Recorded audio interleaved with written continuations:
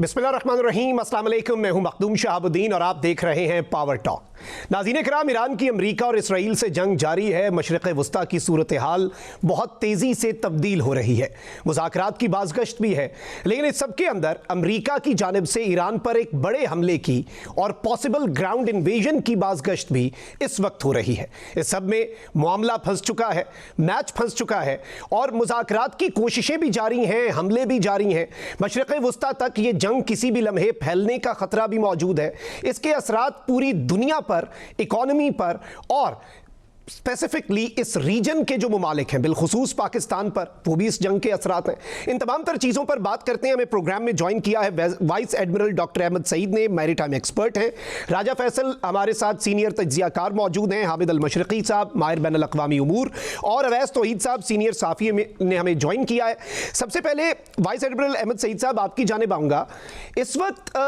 जो सिनेरियो बनता जा रहा है, अलबत्ता हम ये तो देख रहे हैं कि मुज़ाकरात की बातें भी हो रही हैं, लेकिन अमरीका की तरफ से जो एक एयरबॉर्न डिवीजन को रवाना किया गया है, मरीन्स को भेजा जा रहा है, ये सब तैयारी एक पॉसिबल ग्राउंड इन्वेजन की है। तो इसे आप किस तरह से देखते हैं और इसके कितने % चांसेस होंगे इस वक्त? जी, पहले तो बहुत शुक्रिया हमें मदऊ करने का। मेरे ख्याल में तो ये एक फ़िलहाल तो इसको as a one of the tactics के तौर पे देखा जाए कि प्रेशराइजिंग टैक्टिक्स के तौर पे कि एक notch high, because air superiority, missile bombardment, ये तमाम चीज़ें जो हैं वो ईरान को उस प्लाइंट स्टेट के तौर पे नहीं लेके आ सकी और वो अभी भी अपनी डिमांड्स पे खड़ा है। तो उस हवाले से ये अभी ग्राउंड इन्वेजन की बात की जा रही है, जिसमें कि खार्ग आइलैंड के ऊपर, जहाँ से तकरीबन 80% इनकी ऑयल सप्लाई लाइन है ईरान की, उसको कैप्चर करने की बात की जा रही है। लेकिन ईरान की तरफ से मैं ये समझता हूँ कि ये पूरी कैंपेन जो है वो बड़ी एक विजडम के साथ चलाई जा रही है, क्योंकि जैसे ही ये ऐलान हुआ, साथ ही ये ऐलान हुआ कि जो इनकी 82 एयरबॉर्न डिवीज़न है उसको मूव किया जा रहा है, और साथ ही साथ इनका एक एम्फीबियस असॉल्ट शिप है USS ट्रिपोली, उसको मूव किया जा रहा है। तो ईरान ने साथ में अपनी अनाउंसमेंट की कि अगर ग्राउंड इन्वेजन की तरफ आप आएंगे तो फिर साथ ही बाबुल मंदब को भी स्क्वीज़ किया जाएगा। So this is where I think again जो अभी ख़बरें आ रही हैं उसमें final decision of moving these troops is still pending या it is still being contemplated. तो ये एक टैक्टिक्स हैं जो मेरे ख़्याल में जब टेबल पे आने के लिए कि अब जब बातचीत होनी है,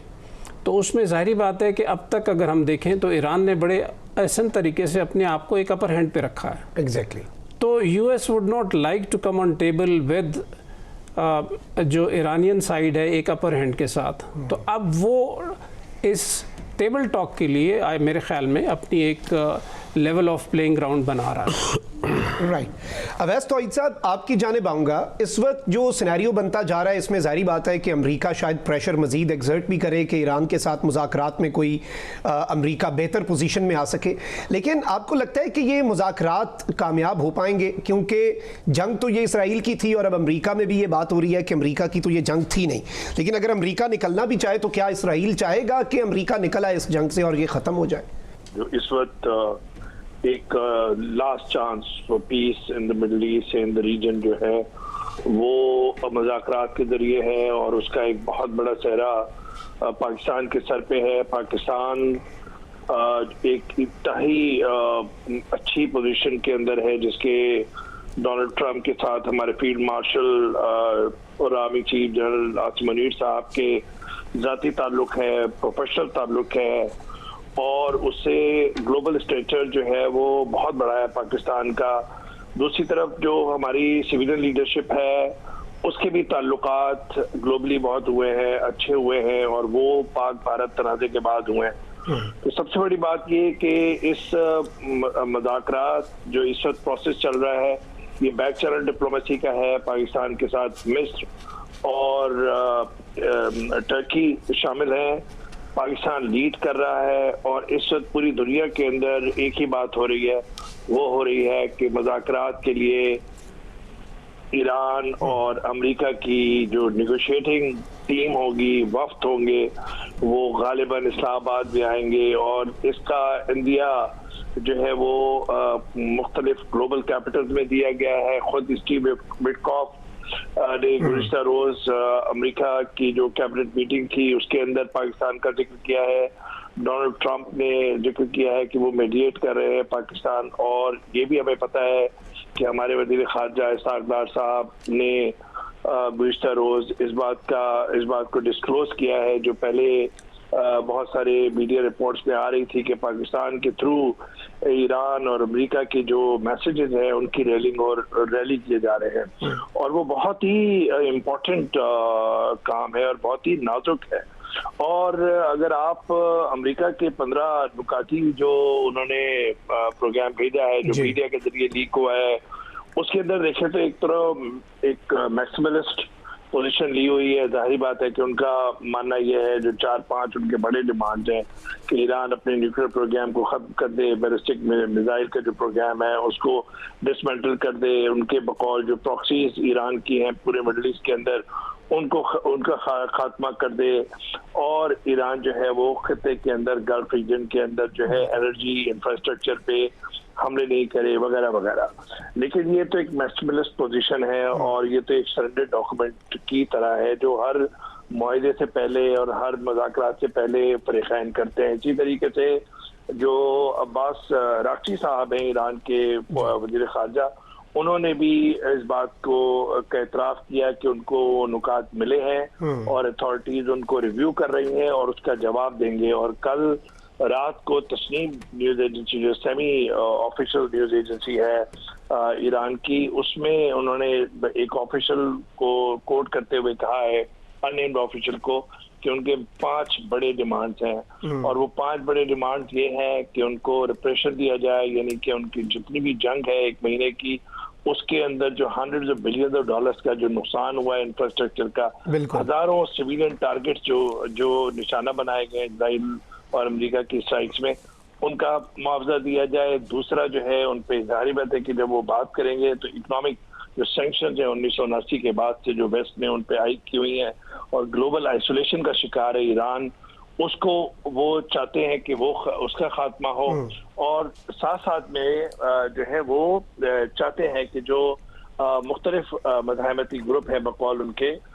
यानी कि जिससे इशारा ये है कि हिजबुल्लाह वगैरह, उनके खिलाफ जो क्रैकडाउन इस वक्त लबनान के अंदर जारी है या और जगहों पे जारी है, वो उसका खात्मा हो, और इजराइल के अटैक, और ये चाहते हैं, गारंटी इंश्योर करना चाहते हैं कि इजराइल और अमेरिका दोबारा उनको धोखा ना दें और अटैक ना करें। तो ये 4-5 बड़े डिमांड्स हैं, और ये एक ऐसे नाजुक मरहले पे है मखदूम, जिसमें मेरे ख्याल में पाकिस्तान का जो किरदार है, आप ये देखिए कि पाकिस्तान दुनिया के अंदर वो उन चंद ममालिक में है जिनका वाशिंगटन से भी ताल्लुक अच्छा है, गल्फ कंट्रीज से अच्छा ताल्लुक है, खलीजी ममालिक से, और खुद ईरान के साथ जो है उनकी लीडरशिप के साथ बहुत अच्छा ताल्लुक है। यानी कि लास्ट जून के अंदर जब हमला हुआ था इजराइल और अमेरिका का ईरान पे, तो यहाँ पे मसूद पेजेशकान जो है खुद शुक्रिया अदा करने आए थे और तशक्कुर के नारे लगे थे ईरानी पार्लियामेंट के अंदर, और एक ऐसा किरदार अदा किया था पाकिस्तान और टर्की ने, शायद वो हम ऑन द रिकॉर्ड बता भी नहीं सकते हो, इतनी आगे जाके वो उन्होंने किरदार अदा किया था। तो ईरान के साथ बहुत अच्छे ताल्लुकात थे, और साथ में सऊदी अरब के साथ एक म्यूचुअल डिफेंस पैक्ट है और नजरियाती एक बॉन्डिंग है। तो इसका मतलब है पाकिस्तान एक ऐसी पोजीशन के अंदर है जहां पे वो सारे लोगों से बात कर सकता है, और जहां तक मुझे अंदाजा है ये कि सारे मुस्लिम ममालिक जो खलीजी ममालिक हैं उन्होंने कंसेंट दिया है पाकिस्तान को, और इजिप्ट को और टर्की को। पाकिस्तान लीड कर रहा है इस प्रोसेस को, और साथ में जो एक इजराइल का जो ईरान का एक मुतालबा है वो है कि एलिमिनेशन और टारगेटिंग जो उनकी शख्सियात है उनको न किया जाए, जो इजराइल जो करता आ रहा है। तो जो मेरी जो मालूमात है वो ये है कि इंटरमीडिएट्स के थ्रू ये कन्वे हुआ है टू अमेरिका को, टू इंश्योर कि इजराइल इन पूरे जिस वक्त ये प्रोसेस चल रहा है और एक नाजुक मरहले में, उस दौरान सियासी या ऐसी अस्करी शख्सियात जो किसी भी तरीके से नेगोशिएशन का हिस्सा बन सकती हैं उनको निशाना न बनाया जाए। और जो इस वक्त नाम लिए जा रहे हैं मुज़ाकरात के लिए, वो उनके ईरानियन पार्लियामेंट के स्पीकर कालिबाफ और दूसरा जो है लारिजानी की जगह जो रिप्लेस हुए हैं ईरान के, उनका नाम लिया जा रहा है, और अब्बास अराक्ची सर फहरिस्त हैं कि वो मुज़ाकरात के अंदर शामिल हो सकते हैं अगर मामलात वहां तक पहुंचे। दूसरी तरफ जो ईरान ने जो इंटरमीडिएट्स के थ्रू तहफ़्फ़ुज़ात का इजहार किया शख्सियात पे अमेरिका की, वो है जेरेड कुशनर जो ट्रंप के दामाद हैं, बिल्कुल, और दूसरी तरफ जो स्टीव विटकॉफ है जो स्पेशल एनवॉय हैं यूएस के, क्योंकि ये दोनों शख्सियात जो थी पिछले 2 मुज़ाकरात में हिस्सा रही थी, जिन दोनों न्यूक्लियर टॉक्स के दौरान बराह रास्त मुज़ाकरात में और बिलवास्ता मुज़ाकरात में हमला हुआ था ईरान को, लेकिन उनका मानना यह है कि फेस पे जेडी वांस हो, और अगर ये मुआहिदा हो जाता है, मुज़ाकरात अगर कामयाबी उसको नसीब होती है, तो उसके बाद वो इंटरनेशनल गारंटी चाहते हैं, और इंटरनेशनल गारंटियर जिसका इशारा दिया जा रहा है वो है चाइना और रशिया। तो एक बहुत बड़ा फासला तय करना है, और इस फासले बहुत मुश्किल कठिन रास्ता है, लेकिन इसको जो लीड कर रहा है वो पाकिस्तान। बिल्कुल अवैस तोई साहब, ये बड़ा एक वैलिड पॉइंट है जो आपने रेज किया है कि ये एक बड़ा कठिन मरहला होने जा रहा है और बड़ा लंबा रास्ता है, और ऑब्वियसली पाकिस्तान इस वक्त लीडिंग पोजीशन में है, पूरी दुनिया की नज़रें पाकिस्तान पर हैं। राजा फैसल साहब, आपकी जानिब आऊँगा कि इस वक्त अगर हम आलमी मीडिया को खंगाल लें, हर तरफ इस्लामाबाद की बात हो रही है, तो एक तरफ तो पाकिस्तान एक बड़े अपने बेहतरीन तरीके से पिछले कुछ हफ्तों में हमने नेविगेट किया, बड़ा केयरफुली फूंक फूंक कर कदम रखा हमने, गल्फ को, ईरान को, अमेरिका को, सबको लेकर चलना है, और इस सब में अब पाकिस्तान अपनी उस पोजीशन को जिस तरह से इस्तेमाल कर रहा है पॉजिटिवली, अब इसका नतीजा अच्छा निकलता है या नहीं, लेकिन पाकिस्तान ने इम्पैक्ट अगर हम देखें तो क्रिएट कर दिया। जब पाकिस्तान के थ्रू नुकात का ही तबादला हो गया तो इनडायरेक्ट तो बातचीत शुरू हो गई। तो इस चीज़ को आप किस तरह से देखते हैं कि ये ऑलरेडी पाकिस्तान की कितनी बड़ी कामयाबी है? देखिए, ये पाकिस्तान की मौजूदा दौर में सबसे बड़ी कामयाबी है। पाकिस्तान ने एक उस वक्त के जिस वक्त के पूरी दुनिया सफ़र कर रही है इस जंग से, अबनाए हरमूज़ की वजह से उसकी जो बंदिश है वो हर एक कंट्री को, छोटे से छोटे कंट्री को वो इफ़ेक्ट कर रही है। तो उसमें सिर्फ एक ही नाम एको हो रहा है और वो पाकिस्तान है। पाकिस्तान ने ये लीवरेज अमेरिकन कॉरिडोर्स में, पावर कॉरिडोर्स में भी ली हुई है, और इरानियन पावर कॉरिडोर्स में भी पाकिस्तान को ये लीवरेज है। अगर अमेरिकन की बात की जाए तो ऑफकोर्स सर अवैस ने बहुत अच्छा इस चीज़ पे बताया कि कैसे जो स्टीव विटकॉफ हैं और जेरेड कुशनर वो बहुत ज़्यादा अहमियत रखते हैं आज के पावर कॉरिडोर्स में वाशिंगटन में। तो ये दोनों के दोनों जो हैं they are intact with Pakistan. And इस सारे सिनेरियो को अगर ये कहा जाए कि Pakistan actually applied military diplomacy या फिर क्रिप्टो डिप्लोमेसी अगर इसको कहा जाए तो वो गलत नहीं होगा। उसकी वजह यह है कि पाकिस्तान बड़ा अर्ली क्रिप्टो की साइड पे चला गया और उसको एज एन इंस्टीट्यूशन पाकिस्तान ने बनाया। एंड उसमें हमें ये नज़र आता है कि people like Bilal bin Saqib they are playing very pivotal role. उसकी वजह यह है कि उनका अपना भी एक ताल्लुक है, स्टीव विटकॉफ के जो सन है जैक विटकॉफ वो उनके क्लास फेलो हैं और बड़े अच्छे दोस्ती के उनके टर्म्स हैं। और वो जो दोस्ती है वो बेसिकली हमें पाकिस्तान को एज अ स्टेट एक लीवरेज देती है जो कि अब इस्तेमाल हो रही है। और वो लीवरेज जो है वो आने वाले दिनों में ऑफ कोर्स इस खित्ते में अमन बरकरार रखने के लिए बहुत ज़्यादा अहम है। एक बहुत ही जो इम्पोर्टेंट बात सर अवैस ने की, that is related to China. And China क्यों मैं कहूँगा कि अगर ये इस जंग को भी अगर देखें जो जंग जारी है तो ये भी इट्स मोर लाइक इसका जो भी इम्पैक्ट यहाँ पे जो कुछ होगा इसका इम्पैक्ट ईस्ट चाइना सी पे भी पड़ेगा, साउथ चाइना सी में जो कुछ होगा इसका इम्पैक्ट उधर पड़ेगा। एंड इसीलिए हमें दूसरी तरफ से भी ये सुनने को मिल रहा है कि दो Pakistan has the one China policy, लेकिन ये है कि रेस्ट ऑफ द वर्ल्ड एक मेजॉरिटी कंट्रीज़ जो हैं वो ये कंसिडर करते हैं कि ताइवान जो है वो चाइना से अलहदा है। तो चाइना दूसरी तरफ एक लम्हे का इंतज़ार कर रहा है कि जैसे ही अगर इधर कोई 80 सेकंड वो जो एयरबोन है इस तरह का अगर कोई हमें एक्शन नज़र आता है तो शायद दूसरी तरफ एयरबोन जो है वो ताइवान के ऊपर भी होता हुआ हमें नज़र आएगा। एंड आई थिंक ये वो चीज़ें हैं जिससे कि वेस्टर्न पावर्स भी बहुत अच्छे तरीके से आगाह हैं और वो एट द सेम टाइम वो दोनों सीज़ को, दोनों जो महाज हैं उनको इकट्ठा नहीं देख सकेंगे। तो इसलिए मेरे ख्याल में वाशिंगटन के ऊपर भी एक रेलेवेंट प्रेशर है और ईरान जो है वो उसको प्रेशर्स का सामना है। तो इस तमाम जो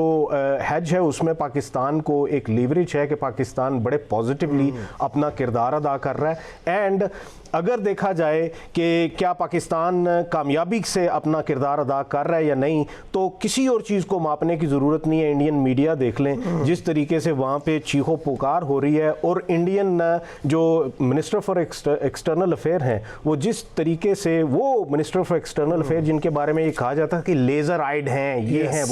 वो सारी की सारी लेज़र आइड जो हैं उनके सेल मुक गए। और साथ में हो ये रहा है कि इंडिया बदतमीज़ किस्म के जो फिक्रेबाजी है उसके ऊपर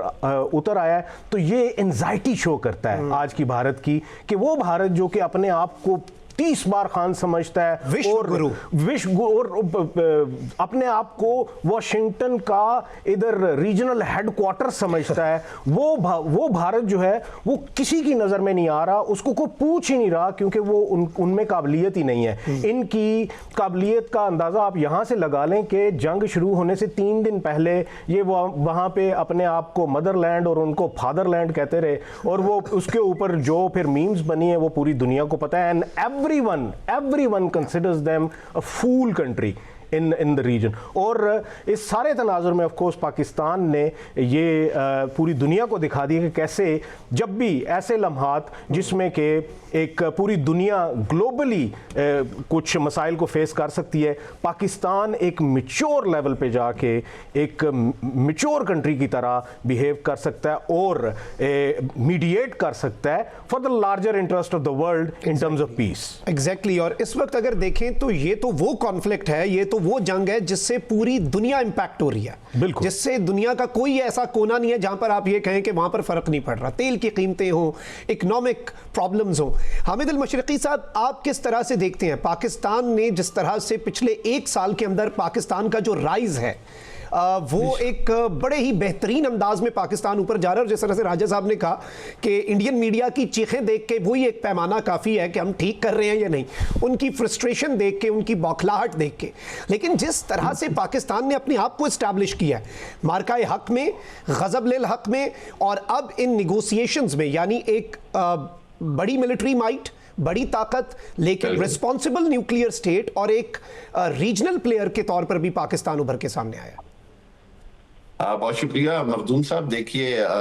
मैं इंडिया की जो फ्रस्ट्रेशन है उसके लिए सिर्फ आपको एक मिसाल दे देता हूं ताकि हम बाकी बातें करें। मैं तो इंडिया की सिचुएशन को ही रेलिवेंट करता हूं। हम उससे बहुत आगे चले गए हैं अल्हम्दुलिल्लाह। वो जो शशि थरूर जिसको इन्होंने सबसे बड़ा एनवाई का हेड बना के पूरी दुनिया में भेजा था बनियान अल मरसूस में बदतरीन शिकस्त के बाद, वो 2 दिन पहले अपनी बदतरीन शिकस्त तस्लीम कर चुका जब उसने कहा कि पाकिस्तान अपनी 70 साल तारीख की बेहतरीन डिप्लोमेसी पे खड़ा है और आज इंडिया जो है वो बहुत पीछे चला गया है। सो शशि थरूर से लेकर इन सब की शिकस्त का तस्लीम करना, इंडियन मीडिया की चीखों पुकार, ये सब इस बात की गमाजी करता है कि हम अल्हम्दुलिल्लाह डिप्लोमेसी के अंदर, खित्ते के अंदर मेन की रोल प्लेयर के तौर पर अब स्टैब्लिश हो चुके हैं। सामने तो आई थी, अब हम स्टैब्लिश हो चुके हैं। अगली बात ये है कि मैं ये समझता हूँ कि मखदूम साहब सिचुएशन बड़ी क्रिटिकल है। अल्हम्दुलिल्लाह पाकिस्तान की पोजीशन बड़ी इंपॉर्टेंट है, लेकिन यहाँ पर जो सबसे इंपॉर्टेंट बात मैं बार बार करता हूँ वो ये है कि जो दोनों फरीक हैं, ईरान और अमेरिका, उनके दरमियान जो पाकिस्तान के लिए सबसे क्रिटिकल जॉब है वो है ट्रस्ट डेफिसिट को खत्म करना, क्योंकि ईरान ये कह रहा है कि जी मुझे 2 बार इन्होंने मुज़ाकरात के झांसे में लाकर अमान में भी और उधर बाहर कतर में भी, और उसके बाद फिर मेरे पे बमबारी कर दी गई, मेरी जो अहम तरीन लीडरशिप है उसको एलिमिनेट कर दिया गया। अच्छा, इसके बाद अब पाकिस्तान के लिए जो मैं बार बार कहता हूँ, पाकिस्तान इसमें मीडिएटर, मसालियतकार और सालिस के साथ साथ अब गारंटोर भी पाकिस्तान है। वो जो हम चाइना की गारंटी की बात करते हैं, एक्चुअली पाकिस्तान का कुछ भी कहा हुआ चाइना की तरफ से गारंटी हो ही जाएगा। ये भी आपको एक बात बताता चलूं। चौथी बात ये है कि अगर हम इस पूरे जंग का सिनेरियो देखें तो अभी इंट्रो में आपने बड़ी इंटरेस्टिंग बात कही कि जो सबसे बड़ा जो परेशानी है या सबसे बड़ी जो एप्रीहेंशन है वो ये है कि क्या इसके नतीजे में अमेरिका और इसराइल टाइम बाय कर रहे हैं। मेरा आज आर्टिकल इंडिपेंडेंट और बहुत सारी जगहों पर प्रिंट हुआ पूरी दुनिया में, और वो ये है कि क्या प्रेसिडेंट ट्रंप इस सारी सूरत हाल के अंदर टाइम बाय कर रहे हैं, और क्या ये कहीं एक बार फिर ईरान ये तो नहीं कहेगा कि मुझसे तीसरी बार जो है वो धोखा किया जा रहा है कि मुज़ाकरात की बात करके। और दूसरी तरफ आपको पता है कि 1000 से जायद गुरिल्ला पैराट्रूपर जो उनकी जो फोर्स है वो भी पहुंच रही है ट्रिपोली के साथ। उसके बाद फिर जेराल्ड फोर्ड को जो है वो मूव कर दिया गया है, जो एयरक्राफ्ट कैरियर है उनका। तीसरी बात यह है कि खराक का जो जजीरा है वो सिर्फ 10 किलोमीटर स्क्वायर है, जिसको कब्जा करना तो बहुत आसान है अमेरिका के लिए, फौजें उतारना इसमें, लेकिन उसके ऊपर कब्जा मेंटेन करना, उसके रिएक्शन को फेस करना वो पूरी दुनिया को करना पड़ेगा, क्योंकि ईरान की 70-80% रिफाइनरी वहां पर रिलाय करती है। उसको ना तो चाइना छोड़ सकता है ना ही ईरान छोड़ सकता है। एक और बात आपको इंटरेस्टिंग बताता चलूं कि जिस दिन से आबनाए हरमुज ईरान ने बंद की है उसके ऊपर तेल की पाबंदियां खत्म कर दी गई, और उसकी जो तेल की जो सेल है वो 30-40% इंक्रीज हो गई। उसके बाद आपने हरमुज से जो जहाजों के गुजरने पर जो उसने टैक्स वसूल करना शुरू किया है वो $140 मिलियन अ डे उसको अभी बंद आबनाए हरमुज से आ रहा है। अभी आबनाए हरमुज पूरी एक्टिव नहीं है, सिर्फ 5-10 बहरी जहाज गुजरते हैं ईरान की इजाजत से, और उससे उसको $140 मिलियन आ रहा है। इसके बाद जो अभी बात तौहीद साहब कर रहे थे, राजा फैसल कर रहे थे कि सूरत हाल के अंदर सबसे अहम बात यह है कि क्या ईरान के जो मुतालबात हैं उसके अंदर कितनी लचक दिखाई जाएगी अमेरिका की तरफ से, क्योंकि वो मुतालबात माने बगैर मैं नहीं समझता कि मुज़ाकरात कामयाब होंगे। दूसरी जानिब बहुत सारे अमेरिकी मुतालबात ऐसे हैं जो ईरान मुज़ाकरात में अमान में मान भी चुका था, चाहे वो यूरेनियम की अफसरदगी के हवाले से हो, चाहे वो अपनी वो जो बात करते हैं कि जी जो इनकी जो तंजीमें हैं हमायत याफ्ता उनको कंट्रोल करने के हवाले से हो, या दूसरी बात हो। यहाँ पर एक चीज बड़ी क्रिटिकल है जो इस सारी गुफ्तगू के अंदर मैं समझता हूँ हमें नटशेल करनी पड़ती है, वो ये है कि आइंदा आने वाले दिनों की सबसे बड़ी अहमियत यह है कि जितना भी सीज फायर में ब्रेक आ रहा है समझें कि ये बहुत पॉजिटिव है, और ये सीज फायर का ब्रेक का सबसे बड़ा क्रेडिट जो है वो पाकिस्तान को जाता है, क्योंकि पाकिस्तान इस वक्त एक ही चीज एम्फेसाइज कर रहा है कि इस एस्केलेशन को आप बढ़ाएं नहीं, ताकि मुज़ाकरात की विंडो ओपन रहे, ताकि वो जो मैं आपके दरमियान एक पैगाम रसानी भी कर रहा हूं, आपके दरमियान एक बगैर टेबल पर बैठे नेगोशिएशन एस्टेब्लिश कर रहा हूं, वो पाकिस्तान की तब तक मेंटेन रहेगी जब तक ये एस्केलेशन खुदा ना खास्ता दोबारा ना बढ़ जाए, बूट्स ऑन द ग्राउंड ना आ जाए। अगर पाकिस्तान अगले 8-7-8-6 दिनों में इसमें कामयाब हो जाता है तो ये बात कंफर्म है कि जहां विटकॉफ की और जेरेड कृष्णर के आने की बात हो रही है, वहां पर सबसे अहम बात यह है कि खुद जेडी वैंस जो हैं वो तैयार बैठे हैं, प्रेसिडेंट ट्रंप की तरफ से उनको मुकम्मल ग्रीन सिग्नल है, और मैं ये समझता हूं कि अगर मुज़ाकरात कामयाब होंगे तो उसका जो सेहरा तो पाकिस्तान को आएगा ही आएगा, पूरी दुनिया को पाकिस्तान का मशहूर होना पड़ेगा, और मैं समझता हूं कि आइंदा आने वाले दिनों में Pakistan will become the centre for the resolution of the biggest conflicts. देखिए कतर ने इस मामले में पिछले 10 साल में जो अपनी अहमियत बढ़ाई एक छोटे से मुल्क में, वो हमने देखी, चाहे वो अफगानिस्तान का इशू हो, यूक्रेन की जंग हो, सोमालिया के मुज़ाकरात हो, सूडान का मसला, तो उसकी जगह अगर पाकिस्तान ये रोल अदा करता है तो आप अंदाजा कर सकते हैं कि ये हमारी डिप्लोमेसी की कामयाबी होगी। और एक और आखिरी छोटी सी चीज मैं बताता चलूं, वो ये कि मखदूम साहब ये जो सारा सिनेरियो बन रहा है ना, इसके अंदर सबसे जो अहम बात है वो ये है कि पाकिस्तान की इकोनॉमिकल रिवाइवल होगा। पाकिस्तान को इंशाल्लाह मईशत के अंदर इतनी सपोर्ट मिलेगी जब पाकिस्तान के अंदर लोगों की इन्वेस्टमेंट बहाल होगी, जब पाकिस्तान का लोगों पर एक ट्रस्ट एज ए की प्लेयर आ जाएगा दुनिया की बड़ी ब्लू चिप कंपनीज का, दुनिया के बड़े इदारों का। मैं समझता हूं कि फील्ड मार्शल साहब को, पाकिस्तान की गवर्नमेंट को, सबको इसका बड़ा क्रेडिट जाता है। और उसके साथ साथ पाकिस्तान की आवाम जो ये समझते हैं कि this is the very high time for the respect and dignity of the country. बिल्कुल, बड़ा इंपॉर्टेंट पॉइंट है। गुफ्तगू के सिलसिले को हम आगे बढ़ाएंगे, लेकिन यहाँ पे वक्त हुआ है एका, हमारे साथ रहिए।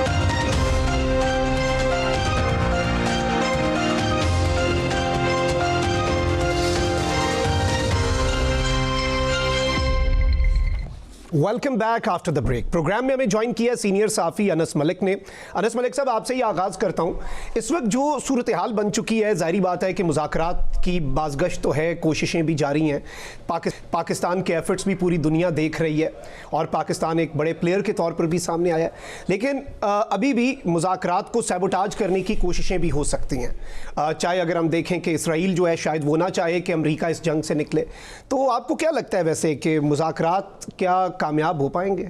बहुत बहुत शुक्रिया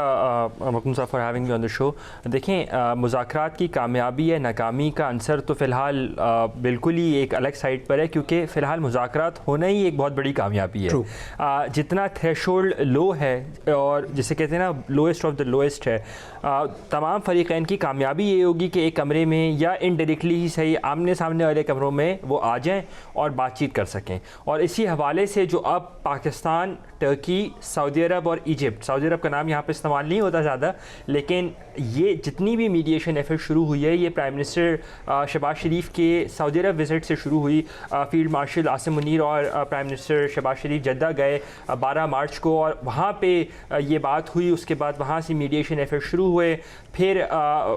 थोड़े बहुत हमारे यहाँ विज़िट्स हुए, आउटगोइंग विज़िट्स भी हुए। उसके बाद हमने देखा कि 19 मार्च को, 18 और 19 मार्च को जब रियाद में मीटिंग थी अरब इस्लामिक फॉरेन मिनिस्टर्स की, उसकी साइडलाइन के ऊपर, बल्कि उसी मीटिंग पे वज़ीर ख़ारजा इसहाक़ डार जो हैं वो 11वें नंबर के स्पीकर थे। वो क्लोज डोर एक मीटिंग थी और उनके बाद जो है इजिप्शियन फॉरेन मिनिस्टर ने बात करनी थी। इस वज़ीर ख़ारजा इसहाक़ डार ने सीज़ फायर फ्रेमवर्क की बात की और वो इतनी अच्छी बात थी कि उसको इजिप्शियन फॉरेन मिनिस्टर ने अडॉप्ट किया। उन्होंने अपने कमेंट्स नहीं दिए, उन्होंने पाकिस्तानी फॉरेन मिनिस्टर की स्पीच को अडॉप्ट किया और फिर टर्किश फॉरेन मिनिस्टर हाकान फिदान ने इंटरवेंशन के ज़रिए पाकिस्तान को बैक किया। उसी शाम हमने देखा था कि एक मुलाकात हुई थी फैसल बिन फरहान जो सऊदी फॉरेन मिनिस्टर हैं, पाकिस्तान के वज़ीर ख़ारजा इसहाक़ डार, साथ में जो इजिप्शियन फॉरेन मिनिस्टर थे और टर्किश फॉरेन मिनिस्टर, ये 4 लोग बैठे हुए थे। वो विजुअल्स भी हमने देखा और वहाँ से ये सारा सिलसिला शुरू हुआ है। अब इस वक्त जब मैं आपसे बात कर रहा हूँ, क्वाइट डिप्लोमेसी चल रही है। इस्लामाबाद अपने एंड पर बहुत मोहतात है, लेकिन इस्लामाबाद अकेले ये काम नहीं कर रहा है। इस्लामाबाद के साथ मिस्र और टर्की अपना लेवरेज इस्तेमाल कर रहा है। फॉर इंस्टेंस बहुत हमने नाम सुना बाकर कालिबाफ साहब का कि बाकर कालिबाफ साहब लीड कर रहे हैं, लेकिन contrary to public perception and contrary to public belief Bagher Ghalibaf साहब का ज़्यादा लोगों से रब्ता ही नहीं है, क्योंकि वो हाई वैल्यू टारगेट हैं इस वक्त। लेकिन टर्किश साइड, जहाँ तक जो मेरी इत्तला है, इंटरलॉक्यूटर से मेरी बात हुई, टर्किश साइड को अपनी साइड डेजिग्नेटेड है और वो बाकर कालिबाफ से, क्योंकि उनके लिंकेजेस रहे हैं, कुर्दिश लिंकेजेस रहे हैं, तो वो उनसे वहाँ पे बात कर रहे हैं। इसी तरह पाकिस्तान अपने जो इंगेजमेंट है काउंटर पार्ट्स की, ख़ासतौर पर वज़ीर ख़ारजा इसहाक़ डार, वो लिटरली व्हाट्सएप पर हैं सैयद अब्बास अराक़ची के साथ, तो वहाँ पर इंगेजमेंट कर रहे हैं। तो डिफरेंट टीयर्स लिए हुए हैं और सबसे बड़ी जो सक्सेस ये होगी कि मुज़ाकरात की कामयाबी इसी में है कि मुज़ाकरात हो जाए। मुज़ाकरात का रिज़ल्ट वो एक सेकेंडरी आउटकम होगा, वो फिर एक अलग हम डिमेंशन में चले जाएंगे। मखदूम साहब, बिल्कुल, ये एक बड़ा इंपॉर्टेंट पॉइंट है। हामिद अल मशरक़ी साहब, आपकी जानिब आऊँगा। इस वक्त ज़ाहिर बात है कि एक पॉसिबिलिटी, क्योंकि हमने मुज़ाकरात पर और इनकी कामयाबी नाकामी पर तो बात कर ली, लेकिन अगर मुज़ाकरात की नाकामी होती है, इफ्स एंड बट्स पे ही ये पूरा सिनेरियो चल रहा है, तो अमरीका की तरफ से एक बड़े मिलिट्री ऑपरेशन की भी बाज़गश्त है, या फिर वही बात है कि अमरीका शायद अपने ऑब्जेक्टिव्स हासिल नहीं कर पा रहा और जब बहुत ज़्यादा ताकत होती है है और आप वो ऑब्जेक्टिव्स हासिल नहीं कर पा रहे होते तो फ्रस्ट्रेशन में शायद कभी कभी गलतियां भी हो जाती हैं। तो इवन एक बड़े एक्सट्रीम सिनेरियोज भी अब डिस्कशन में आ रहे हैं। बिल्कुल, बहुत बहुत सही बात की आपने मखदूम साहब। सबसे पहली बात ये कि अगर ये मुज़ाकरात नाकाम होते हैं, खुदा ना खास्ता, तो मैं समझता हूँ उसका सबसे बड़ा जिम्मेदार जो है वो नेतन्याहू और इजरायली लॉबी होगी, जो अमेरिका में भी बदतरीन तरीके से इस वक्त एक्टिव है और इस जंग को बढ़ाना चाहती है और इस जंग के अंदर मजीद अमेरिका को धकेलना चाहती है, जबकि अमेरिकी अवाम के अंदर 10% भी हमायत नहीं रह गई इस जंग की, चूंकि वो ये समझते हैं कि ये इस जंग में अमेरिका को घसीटा गया है इसराइल और यहूदी लॉबी ने। दूसरी बात यह है कि इस जंग का जो मौजूदा सूरत हाल पूरी दुनिया पे जो इम्पैक्ट कर पड़ रहा है, पूरी दुनिया में देखें, फिलीपीन देखें, बहुत सारे मुल्कों ने इमरजेंसी डिक्लेयर की है, बहुत सारे मुल्कों ने डिफरेंट रिस्ट्रिक्शंस इंप्लीमेंट कर दी हैं, बहुत सारे मुल्कों ने स्पीड लिमिट्स तक के ऊपर काम किया है कि जी आप पेट्रोल कम खर्चेंगे, फ्यूल राशन की बात हो रही है, स्टॉक मार्केट्स क्रैश कर रही है। ये सारा कुछ देखकर इसके जो इम्पैक्ट है वो इतना खतरनाक है कि मैं ये समझता हूं कि किसी भी हालत में प्रेसिडेंट ट्रंप को ना तो जंग को अगले फेज तक ले जाना चाहिए, क्योंकि कल मैं एक बात कर रहा था कि देखिए इस वक्त जंग जहां पर खड़ी है ना, उसके अंदर सबसे जो डराने वाली बात है वो है military operation, troops on the ground. क्योंकि अगर ट्रूप्स ऑन द ग्राउंड आते हैं तो हम ये जानते हैं कि ईरान जो है वो मुकम्मल तैयारी से बैठा है। ईरान एक बार फिर उतना ही सरप्राइज करेगा दुनिया को जितना उसने अभी रिटेलिएशन से किया है कि पूरा इसराइल जो है वो चीखो पुकार कर रहा है, इसराइल का कोई शहर नहीं जो उसके टारगेट पे ना हो। तो ये जो सेकंड फेज अमेरिका अगर शुरू करेगा तो उसकी भी ईरान की इतनी तैयारी है कि फिर जब कॉफिन्स जाना शुरू हो जाएंगे अमेरिका में और जब वो उनकी कैजुअलिटीज होंगी अमेरिकन मेरीन्स की, तो उसके नतीजे में फिर अमेरिका जो है वो उसके थर्ड फेज में जाने की बात करेगा, जिसके अंदर अल्लाह ना करे कोई केमिकल वेपन्स या कोई टेक्निकल वेपन की बात हो जाएगी कि जी मुकम्मल, क्योंकि आपने बड़ी सही बात की कि जो उसको अपनी ताकत का जोम है कि मैं तो दुनिया की वाहिद सुपर पावर था, मुझे ईरान जो 40 साल से पाबंदियों में जकड़ा हुआ मुल्क है वो कैसे इतना चैलेंज कर सकता है। सो उस फ्रस्ट्रेशन के अंदर फिर जंग के जो फेजेस हैं वो बड़े खतरनाक हैं। सो एक चीज बड़ी क्रिटिकल है और वो यही है कि इस फेज में जाने से रोकने के लिए अमेरिका को हर सूरत में होशमंदी से काम लेना होगा। जितने भी मुज़ाकरात की कोशिशें हो रही हैं उनको कामयाब कराना इस हद तक तो लाजमी जरूरी है कि अमेरिका किसी भी हालत में ऑपरेशनल या ground on the troops on the ground की तरफ ना जाए। और एक चीज और अगेन मतलब वही बात है कि मैं इस वक्त एक वर्स्ट सिनेरियो को डिस्कस करना चाह रहा हूं कि दुनिया के अंदर जितनी सूरत हाल है वहां पर फिर अगर ये ग्राउंड्स में और जंग जो है वो इस तरह होती है तो फिर चाइना इररेलेवेंट नहीं रह सकेगा, रशिया इररेलेवेंट नहीं रह सकेगा, नेटो इररेलेवेंट नहीं रह सकेगा। अभी तक तो नेटो और यूरोप और यूके ने बड़ी समझदारी दिखाई है कि उस जंग का प्रैक्टिकल हिस्सा नहीं बन रहे, गो कि ट्रंप जो है वो तज़हीक आमेज गुफ्तगू कर रहे हैं कीर स्टारमर के लिए, उसके बाद फिर यूरोपीय यूनियन के लिए, नेटो के बाकी ममालिक के लिए, लेकिन उस सब के बावजूद एक सेंस दिखाई जा रही। दूसरी जानिब अरब ममालिक ने बड़ी मैच्योरिटी दिखाई है, अपने ऊपर होने वाली बम्बारमेंट या मिसाइल्स अटैक्स के बावजूद वो उस जंग का हिस्सा नहीं बन रहे, जो इसराइल का प्राइम मोटिव है कि किसी हालत में भी सऊदी अरब और यूएई को इस जंग का बराह रास्त एक फरीक बना दिया जाए। उससे जितना अरब ममालिक ने अवॉइड किया है, और उसमें फिर अगेन पाकिस्तान का बहुत बड़ा किरदार है। जिस अंदाज में पाकिस्तान ने प्राइम मिनिस्टर शहबाज शरीफ ने मसूद पेज़ेशकान जो हैं उनसे बात की, फिर उसके बाद मोहम्मद बिन सलमान साहब से बात की, फील्ड मार्शल साहब ने खुद सारी चीजों को एक तरह से हाथ में लिया कि किसी भी हालत में डायरेक्ट कॉन्फ्लिक्ट ना हो सऊदी अरब और ईरान का, क्योंकि ये वो 2-3 चीजें हैं जो बड़ी खतरनाक सिनेरियो हैं। बिल्कुल अरब ममालिक का इसमें डायरेक्ट इन्वॉल्व हो जाना, second ground on the troop के लिए अमेरिका की तरफ से ऑपरेशन हो जाना, थर्ड ईरान का जो रिटेलिएशन का लेवल है वो बहुत ऊपर चला जाएगा, और चौथी बात ये कि अगर ये सारा कुछ होता है तो फिर ये मल्टीलैटरल वॉर हो जाएगी। अभी तो ये तस्सीरुल जहती जंग नहीं है, अभी तो ये 3 मुल्कों की जंग है, 2 मुल्क एक तरफ है, 1 मुल्क एक तरफ है। फिर इस जंग में बहुत सारे फरीक आ जाएंगे, और उसके बाद का जो सिनेरियो है वो मैं समझता हूँ कि मैं, आप या हम जितने बैठे हुए हैं, we can well imagine that it will be very catastrophic, तबाही के अलावा कुछ नहीं होगा। एग्जैक्टली डॉक्टर साहब, आपकी पाकिस्तान का या दुनिया का इसको कामयाब करवाना, मैं समझता हूँ जैसे होता है ना कि यू हैव नो चॉइस, हमारे पास इस वक्त दुनिया के पास कोई चॉइस नहीं है मखदूम साहब, इस बात के अलावा कि Turkey, Egypt, Pakistan, even France ने कोशिश की है, जितने भी ममालिक कोशिश कर रहे हैं, उनकी इस कोशिश का कामयाब होना बड़ा जरूरी है दुनिया को बहुत बड़ी तबाही से बचाने के। एग्जैक्टली और दुनिया को तबाही से बचाने के लिए जो ममालिक किरदार अदा कर रहे हैं पूरी दुनिया देख रही है। डॉक्टर अहमद सईद साहब, आपकी जानिब आऊँगा। इस वक्त अमेरिका के वाले से ये भी डिस्कस हो रहा है, जारी बात है कि जो जजीरा है उसके ऊपर अमेरिका कब्जा कर ले, या इवन आबनाए हुर्मुज़ खुलवाने के लिए अगर ऑपरेशन किया जाता है तो ईरान की बंदरगाहें, ये कितना एक आसान होगा? क्या इतनी आसानी से अमेरिका ये कर सकेगा कि सर्टन पार्ट्स जो हैं उन पर अपना कंट्रोल संभाल ले? जी, इससे पहले मैं एक छोटा सा ज़िमनी पॉइंट है, मैं उस पर अगर आपकी इजाज़त हो तो बात करूँ। वो अभी बात की थी राजा साहब ने कि चाइना बड़ी तहम्मुल से इस वॉर को देख रहा है और इसको रेप्लिकेट करने के लिए कुछ उसके पास ऐसे यहाँ से उसको लेसन्स मिलेंगे।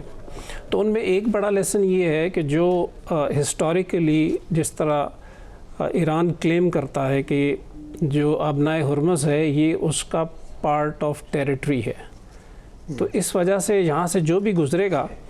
वो इनोसेंट पैसेज तो क्लेम कर सकता है, लेकिन इंटरनेशनल वाटर के क्लेम पे नहीं आ सकता। और यही चीज़ चाइना भी क्लेम करता है, जो स्ट्रेट ऑफ आप कह लें ताइवान है उसके बारे में। तो ये United Nation Convention on law of the sea के तहत, तो अगर ये अपनी टेरिटरी क्लेम कर लेते हैं तो फिर उसमें जिस तरीके से अभी वो टैरिफ्स भी क्लेम कर रहे हैं सी के पैसेज के, वो सब कुछ कर सकते हैं, और इसमें से जो भी शिप गुजरेगा वो उनकी सॉवरेनिटी और सिक्योरिटी के ऊपर कोई भी अगर कोई ऐसी चीज़ नज़र आए तो वो उसको रोक सकते हैं। तो ये एक बड़ा एक टेक्निकल पॉइंट है जो कि मेरे ख़्याल में ईरान में और इसमें एक मुमासलत के तौर पे चाइना में भी इसका एप्लीकेशंस होगी। तो अभी आते हैं आपके सवाल की तरफ कि क्या ये आसान होगा कि आबनाए हुर्मुज़ के ऊपर इस चीज़ को बाय फोर्स अमेरिका या एक कंबाइन फोर्स आके यहाँ पे उसको ईरान को कॉन्टेस्ट कर सकेगी? तो मेरे ख़्याल में बड़ा मुश्किल होगा, बिकॉज़ जो जोग्राफिकल लोकेशन है ये पहली दफ़ा हम देख रहे हैं कि एजिमेट्री के अंदर ईरान ने बड़े एहसन तरीके से इसको इस्तेमाल किया है। तो उनकी जितनी भी फोर्स है वो इसके अंदर उन्होंने अंडरग्राउंड उन्होंने सिस्टम्स ऐसे बना लिए हैं जिसके अंदर उनके अंडर वाटर ड्रोन्स हैं, उनकी बोट्स हैं, उनकी टॉर्पीडो बोट्स हैं, और वो इतनी ज़्यादा तादाद में बनाई गई हैं कि ये अगर यहाँ पे कॉन्टेस्टेशन स्टार्ट होगी तो उसकी मेरा ख़्याल है हमारी इमेजिनेशन से बहुत ज़्यादा डिस्ट्रक्शन होगी। तो ये इसका इदराक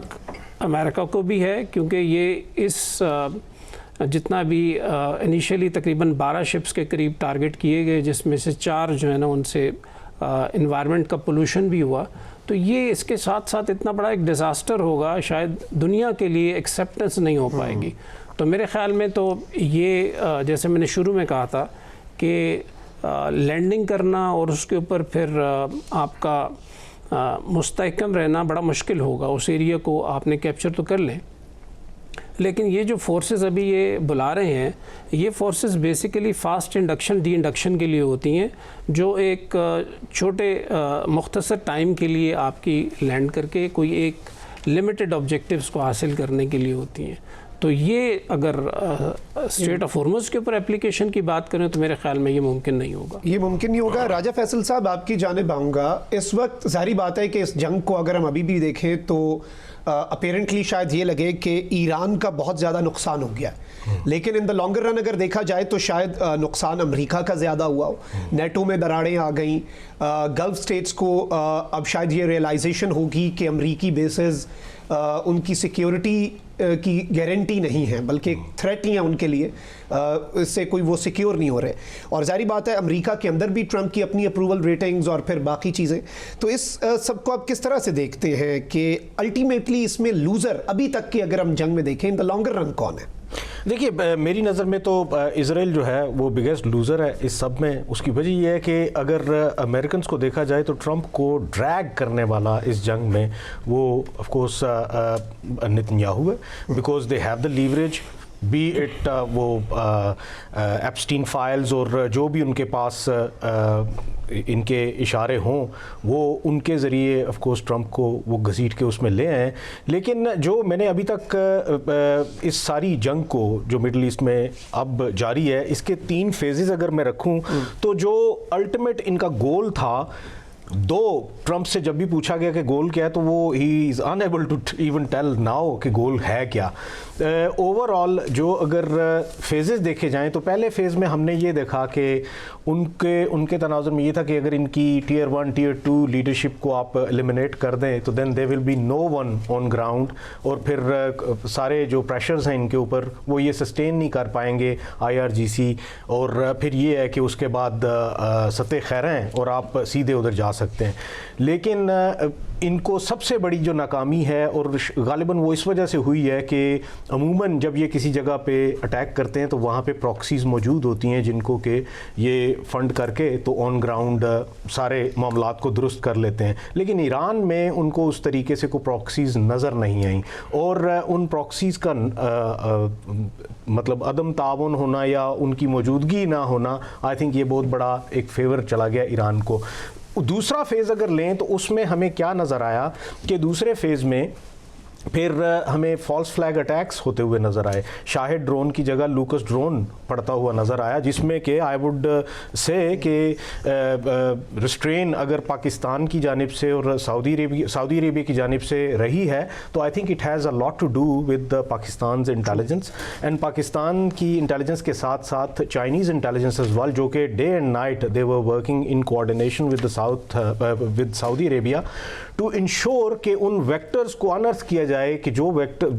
प्रोजेक्टाइल्स वहाँ पे लग रहे थे उनके यहाँ सिविलियन साइट्स पे, उनके जो वेक्टर्स हैं उनको अनर्थ करके, तो उन्होंने obviously Pakistan has played a pivotal role in this. और जो अभी की अगर बात की जाए तो दूसरे फेज़ में उनका ये था कि किसी तरीके से जितनी भी गल्फ स्टेट्स हैं उनको इस जंग में घसीटा जाए ताकि वो ईरान के साथ लड़ना शुरू कर दें, हम पीछे हो जाएं, फिर हम बस इनको billions of dollars of worth के आर्म्स देते रहें और ये आपस में लड़ते रहें और फिर हम लोग जो है वो दूर बैठ के तमाशा देखें। वो नहीं हुआ, तो फिर जो थर्ड इनके पास स्ट्रेटजी है वो यही है कि किसी तरीके से एयरबोर्न किया जाए, ग्राउंड इन्वेजन की जाए, और उस ग्राउंड इन्वेजन के तनाजुर में दूसरे जो ममालिक हैं उनके ऊपर, जैसे कि मशरकी साहब ने बिल्कुल ठीक कहा कि उसके रिएक्शन में जो ईरान की तरफ से मिसाइल जाएँ, उन मिसाइल के तनाजुर में फिर ये कहा जाए कि जी सारे के सारे आ जाओ और ईरान के ऊपर चढ़ाई कर दो और फिर एक जंग की सूरत हाल बन जाए। लेकिन मेरे ख्याल में वो भी इनका फेलियर ही साबित होगा। जैसा कि एडमिरल साहब ने बिल्कुल ठीक कहा कि